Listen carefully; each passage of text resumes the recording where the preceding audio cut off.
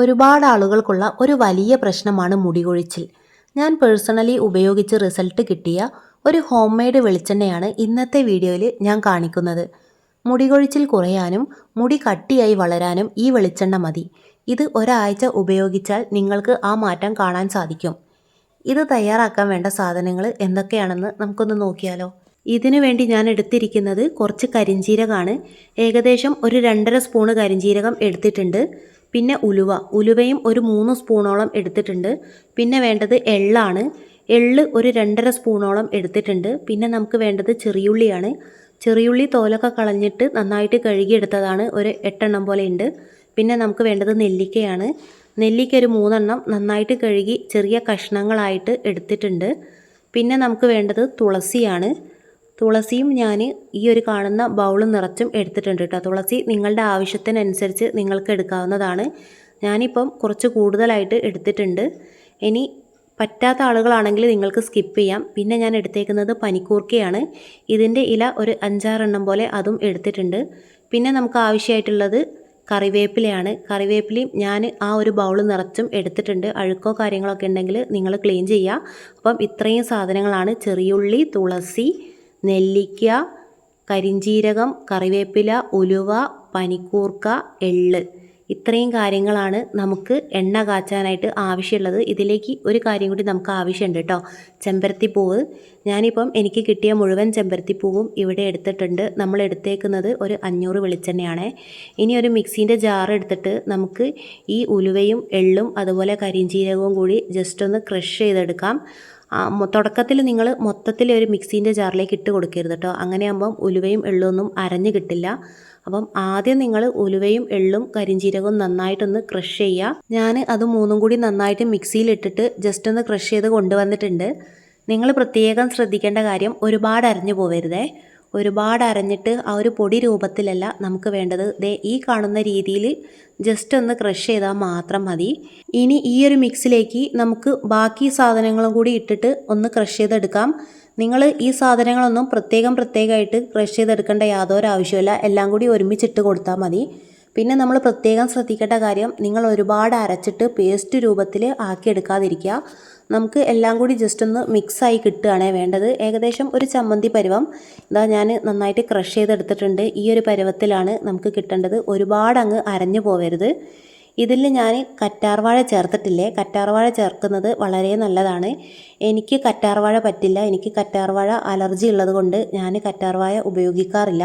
അപ്പം നിങ്ങൾക്ക് അലർജിയും മറ്റ് പ്രശ്നങ്ങളൊന്നുമില്ലെങ്കിൽ നിങ്ങൾ ഈ ഒരു മിക്സിൻ്റെ കൂടെ കറ്റാർവാഴയും കൂടി ചേർത്തിട്ട് അരച്ചെടുക്കുക കേട്ടോ.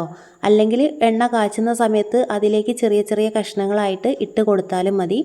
ഞാൻ എന്തായാലും കറ്റാർവാഴ ചേർക്കുന്നില്ല. അപ്പം ഈ പറഞ്ഞ കാര്യങ്ങൾ എന്തെങ്കിലും നിങ്ങൾക്ക് പറ്റാത്തതുണ്ടെങ്കിൽ അതെല്ലാം നിങ്ങൾക്ക് സ്കിപ്പ് ചെയ്യാവുന്നതാണ്. അടുത്തതായിട്ട് ഒരു അടി കട്ടിയുള്ള ചീനച്ചട്ടി എടുത്തിട്ടുണ്ട്. അതിലേക്ക് ആവശ്യത്തിനുള്ള വെളിച്ചെണ്ണ ഒഴിച്ചു കൊടുക്കുക. അതിനുശേഷം നമ്മൾ അരച്ച് വെച്ചേക്കുന്ന ആ ഒരു അരപ്പുണ്ടല്ലോ, അത് ആ ഒരു വെളിച്ചെണ്ണയിലേക്ക് ഇട്ട് കൊടുക്കുക. എന്നിട്ട് നന്നായിട്ട് ഇളക്കി യോജിപ്പിക്കുക.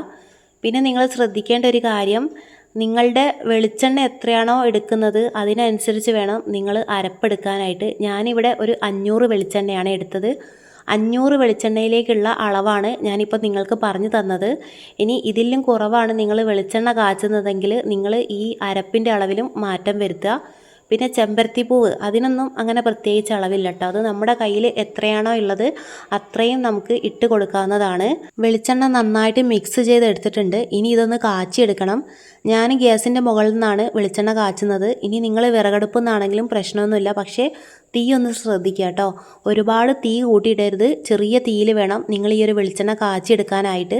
അല്ലെങ്കിൽ അത് പെട്ടെന്ന് കരിഞ്ഞു പോകാനുള്ളൊരു സാധ്യതയുണ്ട്. ഇപ്പം നമ്മുടെ വെളിച്ചെണ്ണയ്ക്ക് കളറോ മറ്റോ ഒന്നും തന്നെ ഇല്ല. വെളിച്ചെണ്ണയ്ക്ക് തിളയും കാര്യങ്ങളൊക്കെ വരുന്നുണ്ട് കേട്ടോ. അപ്പം നിങ്ങൾ ഇടയ്ക്കിടയ്ക്ക് ഇളക്കി കൊടുക്കുക. നമ്മുടെ വെളിച്ചെണ്ണ അതാ നന്നായിട്ട് തിളച്ചിട്ടുണ്ട്. ഇനി നമുക്കിതിലേക്ക് എടുത്ത് വെച്ച ചെമ്പരത്തിപ്പൂവ് ചേർത്ത് കൊടുക്കാവേ. അപ്പം എൻ്റെ കയ്യിലുള്ള ചെമ്പരത്തിപ്പൂ മുഴുവനായിട്ട് ഞാൻ എടുത്തിട്ടുണ്ട്. നിങ്ങളുടെ കയ്യിൽ എത്രയാണോ ചെമ്പരത്തി ഉള്ളത് അത് മുഴുവനായിട്ട് നിങ്ങൾക്ക് ഇട്ട് കൊടുക്കാം. പിന്നെ ശ്രദ്ധിക്കട്ടോ, പ്രാണികളോ കാര്യങ്ങളൊക്കെ ഉണ്ടോ എന്നുള്ളതൊക്കെ ഒന്ന് നന്നായിട്ട് ശ്രദ്ധിച്ചിട്ട് വേണം നിങ്ങൾ ചെമ്പരത്തിപ്പൂ ഇട്ട് കൊടുക്കാനായിട്ട്. ഇനി ആ ഒരു ചെമ്പരത്തിപ്പൂ വെളിച്ചെണ്ണയായിട്ട് ഞാൻ നന്നായിട്ട് മിക്സ് ചെയ്ത് കൊടുക്കുന്നുണ്ട്. നിങ്ങളുടെ കയ്യിൽ ഏത് ചെമ്പരത്തിപ്പൂവാണ് ഉള്ളതെങ്കിലും നിങ്ങൾക്ക് ഇട്ട് കൊടുക്കാം. പിന്നെ ഇങ്ങനെയുള്ള ചുവന്ന ചെമ്പരത്തിപ്പൂവാണെങ്കിൽ അതാണ് കുറച്ചും കൂടി നല്ലതേ. ഞാൻ അതിൻ്റെ ഇതളും കാര്യങ്ങളൊക്കെ പറിച്ച് സെപ്പറേറ്റ് ആയിട്ട് അങ്ങനെ ഇടാറില്ല, ഇങ്ങനെ മൊത്തത്തിലാണ് ഇട്ട് കൊടുക്കാറ്. ചെമ്പരത്തിപ്പൂവ് നമ്മുടെ ഹെയറിന് വളരെ നല്ലതാണ്. ചെമ്പരത്തിത്താളിയൊക്കെ ഉപയോഗിക്കുന്ന ആളുകളാണെങ്കിൽ നിങ്ങൾ അതിൻ്റെ കൂടെ പൂവും കൂടി മിക്സ് ചെയ്തിട്ട് താളിയാക്കി എടുക്കുക, വളരെ നല്ലതാണ്.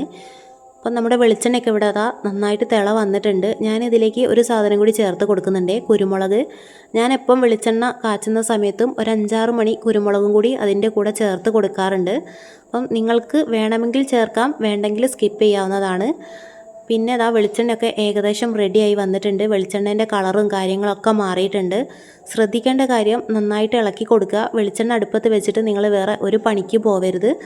ഏകദേശം നമ്മുടെ വെളിച്ചെണ്ണ റെഡി ആയിട്ട് വന്നിട്ടുണ്ട്. അതിൻ്റെ തിളയും കാര്യങ്ങളൊക്കെ അതാ കുറഞ്ഞു വന്നിട്ടുണ്ട്. വെളിച്ചെണ്ണ റെഡിയായാൽ നമുക്ക് എങ്ങനെയാണ് മനസ്സിലാക്കാൻ സാധിക്കുക എന്ന് പറഞ്ഞാൽ അതിൻ്റെ തിള നന്നായിട്ട് കുറഞ്ഞു വരും. പിന്നെ നമ്മുടെ അരപ്പുണ്ടല്ലോ അത് നന്നായിട്ട് ക്രിസ്പി ആയിട്ട് വരും കേട്ടോ. അതുമാത്രമല്ല നമ്മുടെ വെളിച്ചെണ്ണയ്ക്ക് നല്ലൊരു സ്മെല്ല് വരും. അപ്പോൾ ആ വെളിച്ചെണ്ണ ഏകദേശം റെഡി ആയിട്ടുണ്ട്. ഇനി നമുക്ക് ഗ്യാസ് ഓഫ് ചെയ്യാം.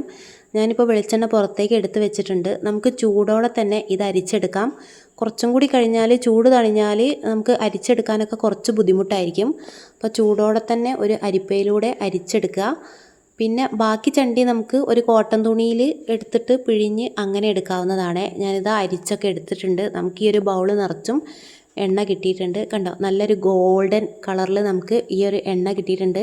കളറ് മാത്രമല്ല എണ്ണ ഭയങ്കര അടിപൊളിയാണ് കേട്ടോ, നല്ല സ്മെല്ലും കാര്യങ്ങളെല്ലാം ആണ്.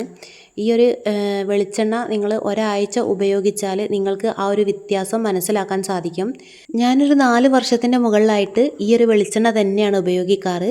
അതുമാത്രമല്ല നമ്മളിതിൽ കെമിക്കൽസോ മറ്റ് കാര്യങ്ങളോ ഒന്നും തന്നെ ചേർക്കാത്തത് കൊണ്ട് വീട്ടിലുള്ള കുട്ടികൾക്കും ധൈര്യമായിട്ട് ഈ ഒരു വെളിച്ചെണ്ണ നമുക്ക് തേച്ച് കൊടുക്കാവുന്നതാണ്. എൻ്റെ കുട്ടികൾക്കും ഞാൻ ഈ ഒരു വെളിച്ചെണ്ണ തന്നെയാണ് ഉപയോഗിക്കാറ്. ഇതുവരെ ഇങ്ങനെ ഒരു വെളിച്ചെണ്ണ ഉപയോഗിക്കാത്തവരാണ് നിങ്ങളെങ്കിൽ നിങ്ങൾ ജസ്റ്റ് ഒന്ന് ട്രൈ ചെയ്ത് നോക്കുക. നിങ്ങളുടെ മുടി കൊഴിച്ചിൽ മാറാനും മുടി നന്നായിട്ട് വളരാനും ഈ ഒരു വെളിച്ചെണ്ണ നിങ്ങളെ ഒരുപാട് ഹെൽപ്പ് ചെയ്യും.